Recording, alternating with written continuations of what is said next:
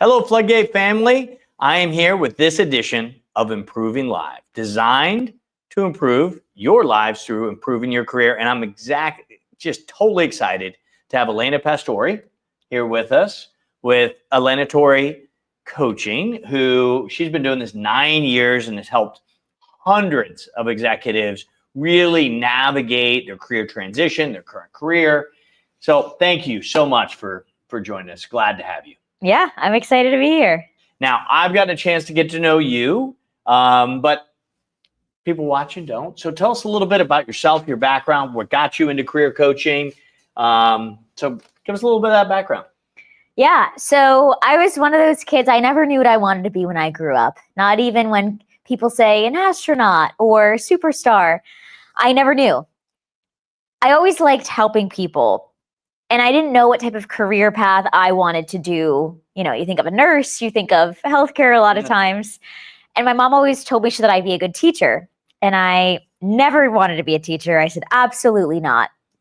So through the course of high school, college, I found interest in business, and I still love business. So I studied business, eventually found out about consulting. And I said, oh, that sounds interesting. I was thinking of Big Three consulting, did not go that route. And then I heard about coaching, and I said, coaching absolutely sounds like that's right up my alley. So when I heard about the profession, learned about it, shadowed, was mentored by older coaches to figure out where I wanted to live in the space. And it's very fulfilling. I love it. That's awesome. Tell me about the type of individuals you usually help.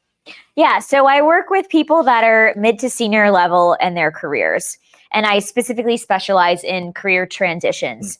So whether people are looking to break into leadership and management, they're going from an IC or just a lower level manager role to really that executive leadership level, or people that are mid-career and want to do something different. Yeah. They know that they maybe enjoy what they do and they don't love it. They know that their skills could be used to do something else that's more fulfilling. They just don't know how to find that and what that could be. Yeah. That makes sense. Usually you start out of college, you're excited about what you do, and you've done it for a few years, and there's that pause moment. Yep. Am I really where I want to be? Yep. Right?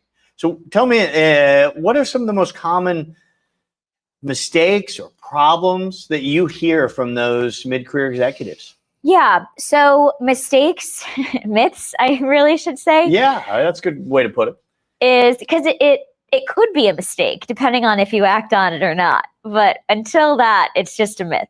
So biggest myths are, I feel pigeonholed, or I don't know / I can't do anything else with my skill set, which makes me feel pigeonholed.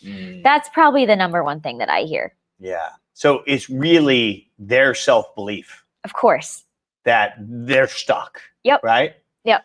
What's a common sign that someone might be stuck, if they're not sure?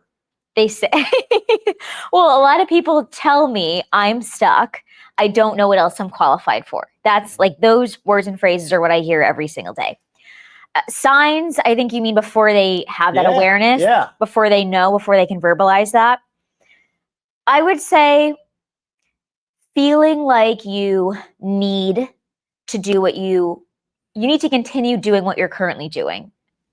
And that's the path that you're on is the only route, is the only option. Yeah. I would say that's maybe the prior thought. Yeah. So, okay. So they're stuck. They've got a little of the head trash. I can't do anything else. Head trash. Yeah. Right. Good word. Yeah. How do you, what would you recommend? I'm sure there's people listening right now that are like, that's me. What would you recommend for them to do? How do they start? Well, the first thing is you have to believe, like you said, the self-belief, you have to believe that there is something else you can do and you just don't know what it is. Because if you feel so pigeonholed and you are so convinced, I cannot do anything else besides this, specifically with people that have a very niche profession or that have to go to specific schooling, like a doctor or a lawyer, right? Like you think, I go to school to do this one specific thing and that's all I can do. They can be a bit harder to shift their perspective. Yeah, they put a lot of time in that education. Right. Business people, so people that are in a more, I guess, regular business path that don't have one specific hard skill they've really refined can be a bit easier.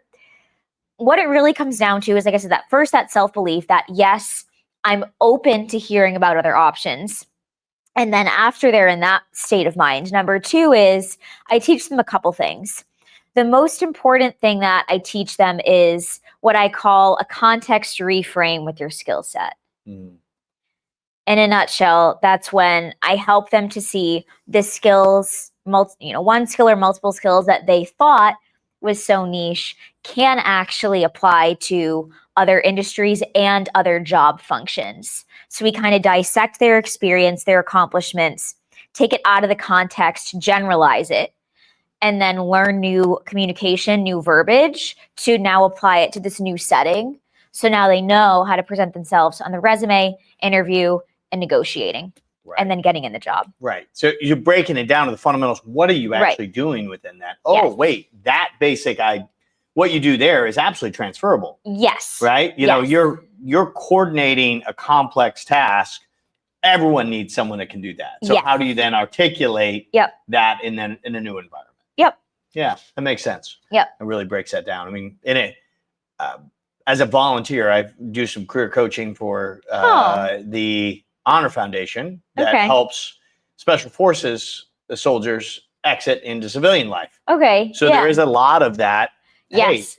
That's a great example. Yeah. It was called something totally different, but you were, here's a way you really need to articulate it, that impact into the, professional work. So it's a similar thing. So, yeah, that's great. That's great. Tell me a little bit about, I'd love a story, right? I don't know if you have an example or a success story. Don't want to give names, obviously. But give me a sense of how you've helped someone transition and what the result was. Yeah, I mean, there's lots. So the one that comes to mind is actually a local client. So most of my clients I never get to meet in person, unfortunately, because they're all over the country. This one was a local, so we've met in person. And he is in his organization. Well, he was promoted in his organization to VP around marketing, specifically digital marketing. And what he realized he wanted to do was just a shift, a small pivot. And sometimes that's all it is. And sometimes it's something more massive. So through our coaching, he realized he wanted to do more of a strategic planning around branding for businesses, and specifically in the hospitality space, which is not what he was doing.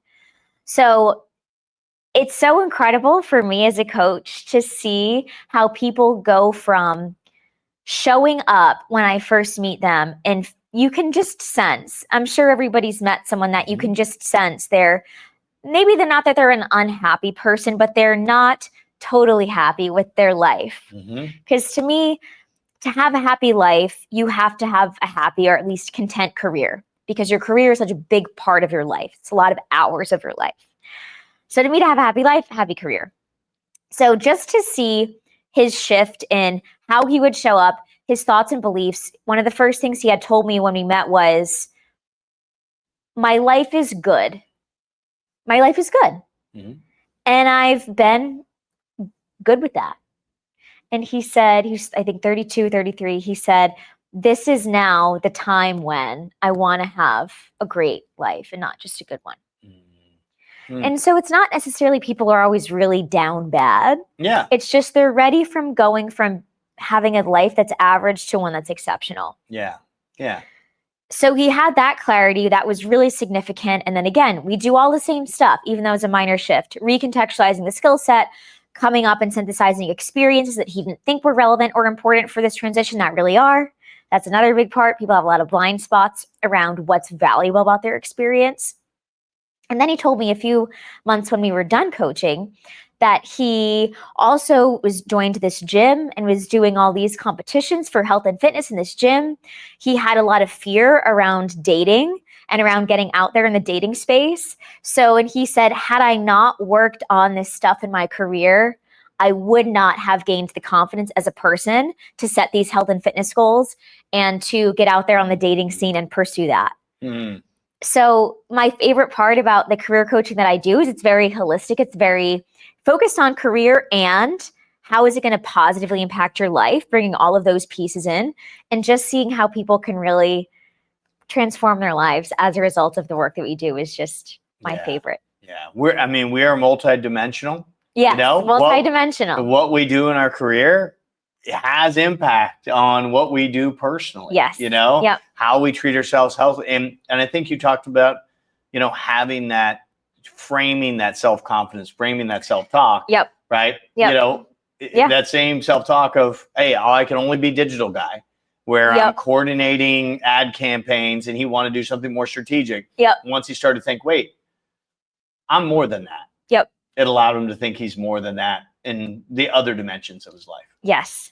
I think it's a great example. Yeah. So, what do you think for the people that are in a career, they might not want to transition out of the company. They like their company, but they know where they are. Yep. Yeah. What recommendation, what would you tell those individuals? How would you coach them? Yeah, I had a conversation about this with a couple friends actually recently. And I've said, I don't think there's enough conversation in organizations between boss and employee about what it takes to truly engage and retain those employees. I have a colleague that we did an employee engagement together for a company with 200 employees. Well, the department was 200 employees, and his name is oh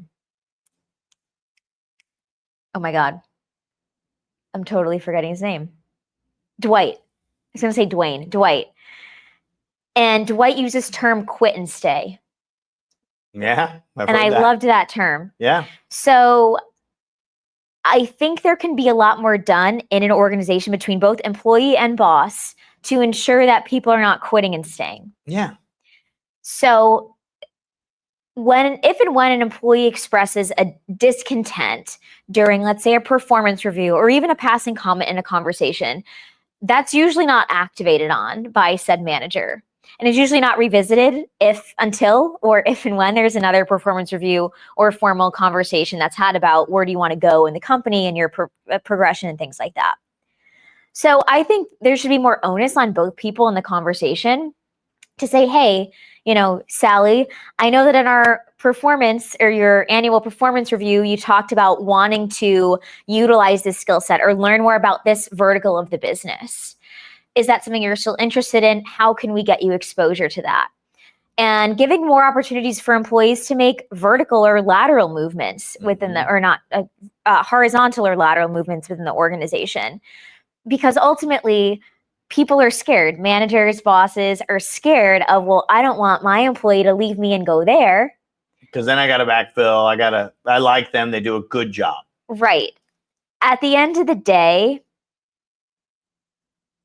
my hope is that everybody chooses an organization to work for because they care about the mission and what the company does.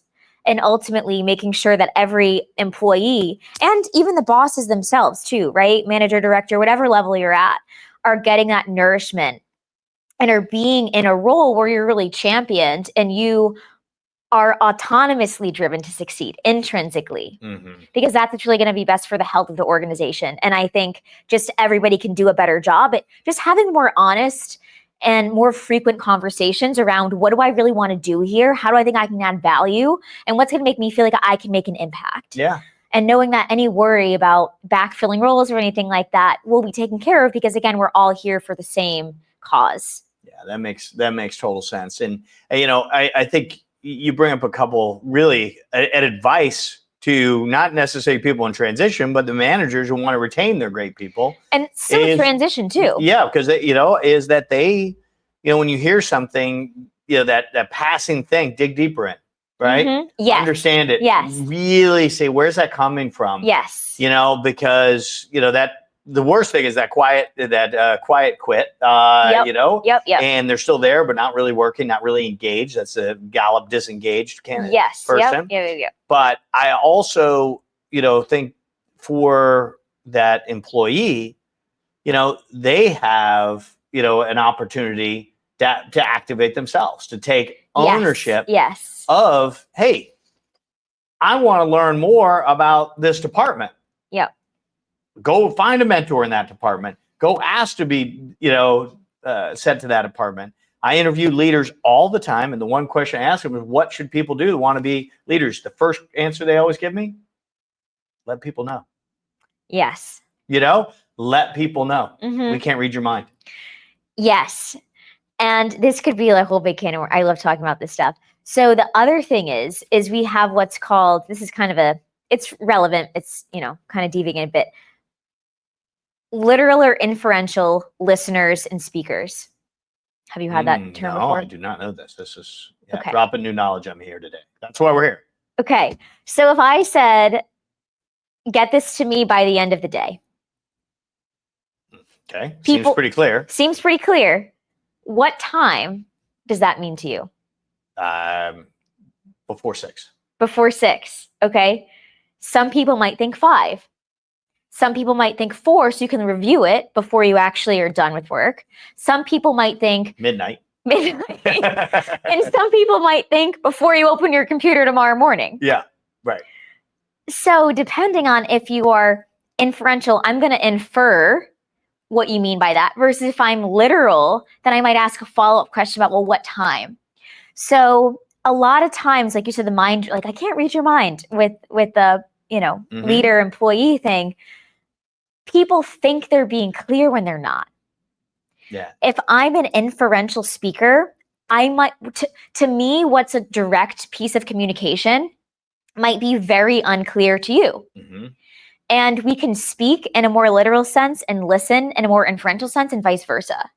So it's always about asking yourself, whether, regardless of which you are, where am I making assumptions about what I think someone is hearing when I speak, and what I'm hearing when somebody else is speaking.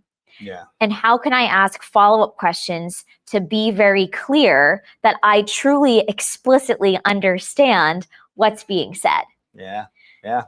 Because then what happens is people will say, I told you this. No, you didn't. Yes, I did. No, you did. We talked about this. Exactly. We agreed on this. Well, that doesn't mean this.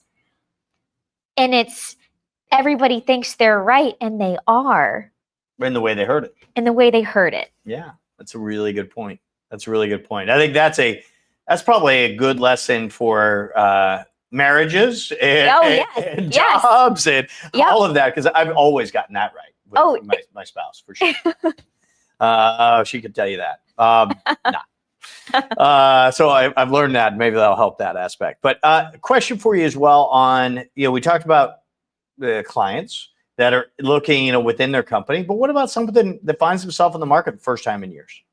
Where would you tell them to start? Networking is key. Yeah. Some people hate that and they want to just hide. Yeah. And I tell them that because it means something different to a lot of people, right? To me, this is networking. Mm-hmm. I'm very extroverted. I love people. I love talking to people. I love being around people. Some people, it's their nightmare. Yeah. So I've shied away from using the word networking, even though I just said it now, because I know that for some people it can be a jump scare of a term. So what I say is this: you need to have relationships. Mm-hmm. This job market, so sometimes I have people that haven't been on the job market for 5, 10, 15, 20 years. And sometimes I have people that haven't been on the job market in only 2 years. And even 2 years ago was vastly different. Yeah. You really cannot cold apply. It hasn't worked for years. It's not like, can you get a job that way? Yes. It's possible. Right. It's not a good strategy at all. So I see people, they're like, I'm tweaking my resume for every job I apply for. I'm like, that's a terrible way to spend your time. It's time consuming and probably no one's going to see it. Right. True. So building relationships, even if it's someone you haven't talked to in a few years, even if it's your spouse's friend's spouse, even if it's your cousin's boyfriend's, whatever, it doesn't have to be somebody you personally know, but just getting that relationship is key.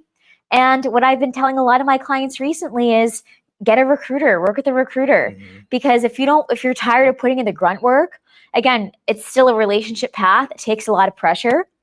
and they can just relax and, well, not fully relax, but more so enjoy the work, have to worry less about the search, and have a recruiter that can really, get them to where they need to be. Yeah. And my suggestion there is, and this is as a recruiter, talk to multiple recruiters because we all have different spheres of influence. Yeah. So Yep. they're going to hear different things, and you just need to be there when it's available. And, talking about people that are nervous about making that call, especially someone they haven't talked to, it's a friend of a friend, and they're like, oh, I'm calling and ask for them, is I always ask them the question, if that individual called you, Yep. how would you treat them? Yep. How would you feel? And they're like, of course I'd help them. I'd see what I could do. It sucks. They don't have a job. Exactly. Yeah. Yep. They feel the same way. Yeah. Pick up the phone. Yes. That's a great suggestion. And I've heard the statistic that 83% of roles are through, I'm going to say the N word, networking. And not actually through recruiters or applications and things like that. So those people is really where the gold is in those opportunities. And heck, it's a good chance to get to catch up with that old high school friend that you've been meaning to call for years anyway. Yeah. Right? So that's the way I see it. As far as that, so that networking's number one, what would be a number two that you would recommend for candidates who haven't been on the market for a while that they need to be doing proactively? As a method to find a job. Correct. Besides networking.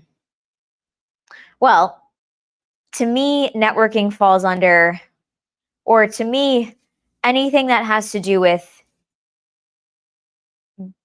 utilizing relationships and people falls under networking. So to me, it's networking or cold applying. What I can say, I guess, to give something a little different is I teach people how to use advanced search on LinkedIn to reach out to strangers, like network with strangers. Mm-hmm.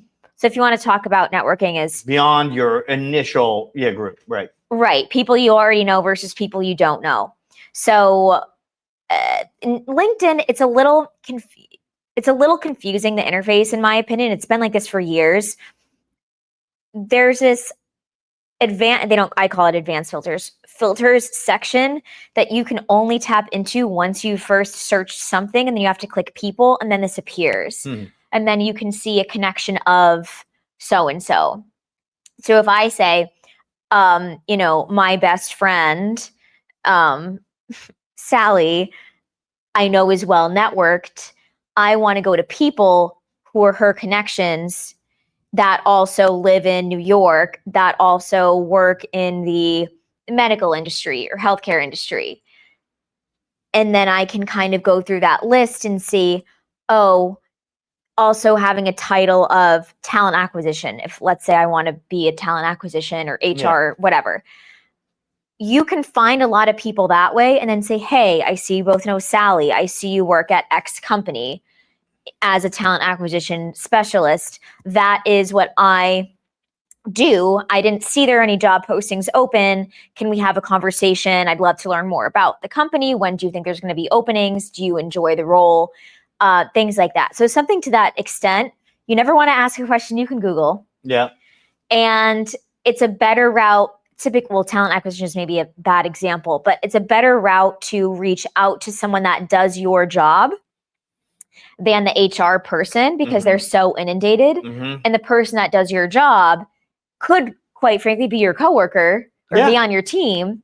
And I've actually had situations where people have said to me, oh yeah, someone reached out to me and said that, and I passed them along for an interview, even though I don't know them. I said, sure, I'll help you out. I'll put your name in. So that type of networking, it still scares people, but I say, type up a message, I'll review it, I'll give you feedback, I screen share, I teach them how to do it, and I say, just send the messages. And a lot of times people are happy to help. Yeah. So. And when they do see that open job, instead of cold applying. Yes. What would you recommend? Similar type act to find someone?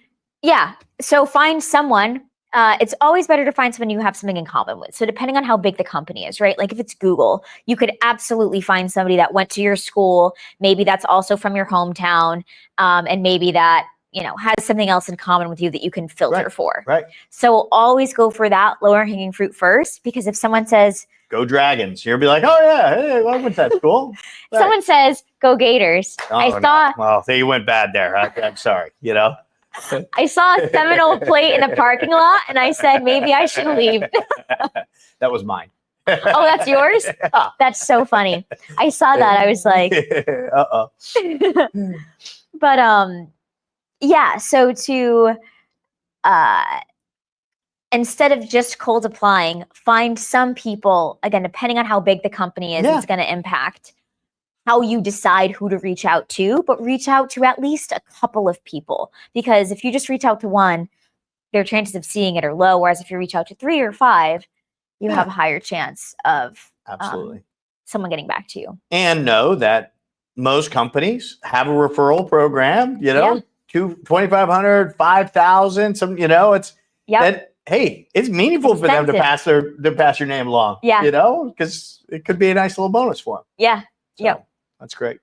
It's great. So if people are thinking about their career, you know, where they are, they feel stuck. How do they get a hold of you? How do they find you?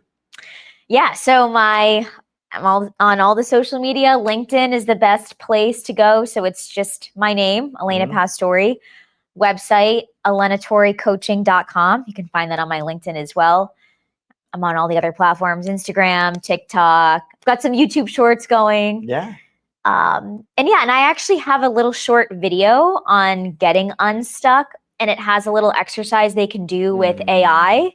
So they have some videos and then a little AI exercise. I have every client start there. They're all like, this is so helpful. I loved this exercise. Nice. So I give that away for free as something to help people out. So we can maybe link that. I don't know how that works. Yeah, well, but, you know, we'll drop that in the into the link on this so that people can access. And if they're feeling stuck, take the little AI, you know, test to see what for actions you might be able to do to get unstuck, or at least get to change your perception. Exactly, to change your perception and get some ideas of different jobs that you can then go and search and start learning about and researching, and then take that first step to actually pursue that path. And that's what I find most people, the journey of 1,000 miles starts with the first step. That first step, it seems always the hardest, especially if you're in a nice comfy house with a golden handcuffs. Yeah,